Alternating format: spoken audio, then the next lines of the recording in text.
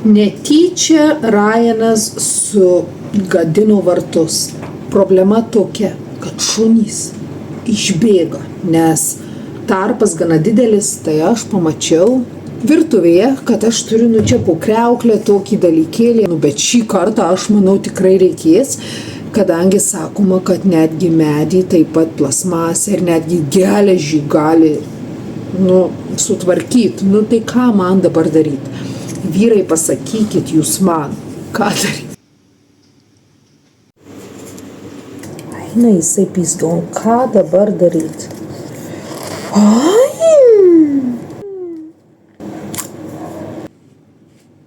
Peilis nepadėjo, tai aš dabar vyno atidarytuvų bandysiu. Vaikeli. Visai neblogai, žiūrėkit. Eikit. Tai kaip čia dabar? Kaip tu dabar gali taip?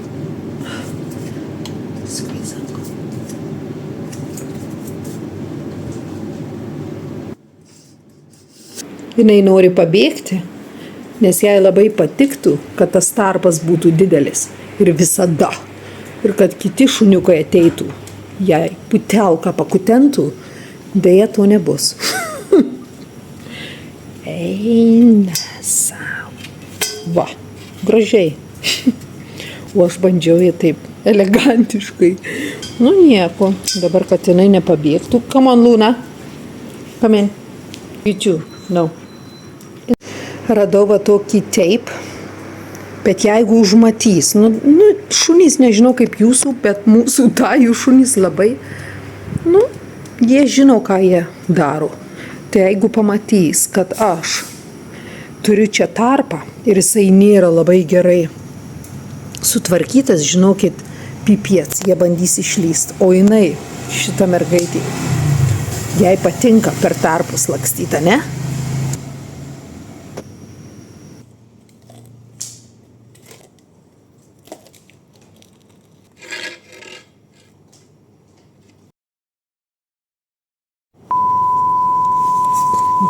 Jeigu tu bandysi išlyst, tau...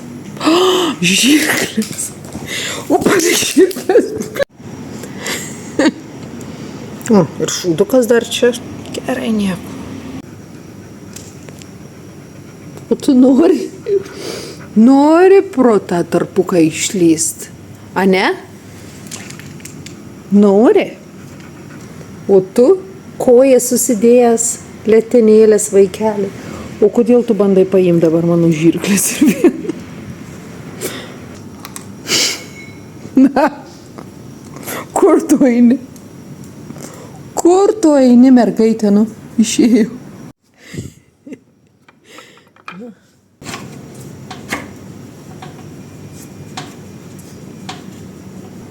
Gal nepamatys, kaip jūs galvojate, gal nepastebės. Baisi merga sutvarkiau. Iki rytojaus bus viskas gerai, o po to reikės paskambinti Simonui ir paprašyti, kad atvažiuotų ir sutvarkytų. Mūsų šunys, jie nėra agresyvūs, bet yra vienas šuo, baltas šuo netoli mūsų namų, kuris, jeigu įlenda pro vartus, nors pagauna nors vieno šuns koją, žinokite, griebė. Netgi mūsų Glorija turėjo 2 operacijas, kadangi tas baltas šuo griebė ją už kojos ir užrakino jos kaklą mūsų vartuose, mūsų nebuvo namuose ir kaimynai bandė padėti, deja, jie bijojo, kadangi mes turime kitų šunis, ne? Tai buvo didelis bardakas, jie man skambino, apsauga kaimo atėjo ir išvežė Gloriją į veterinarijos kliniką ir, žmogus atsiprašė, sako, labai atsiprašau. Tailande yra taip, žmonės turi daug šunų, kai kurie juos prižiūri, kai kurie nelabai. Aš vedžioju mūsų šunis, tai jie nėra pasiutę, jie žino, kaip gyventi, kaip doroti su gyvenimu, o yra tokių šunų, kurie niekuomet neišeina, nepabūna ir jeigu gauna šansą ir jie išbėga pro vartus, tuomet griebia bet ką. Tai gerai, ačiū, kad žiūrėjote, tikiuosi, kad patiko šis trumpas vlogas. Ačiū vyrai.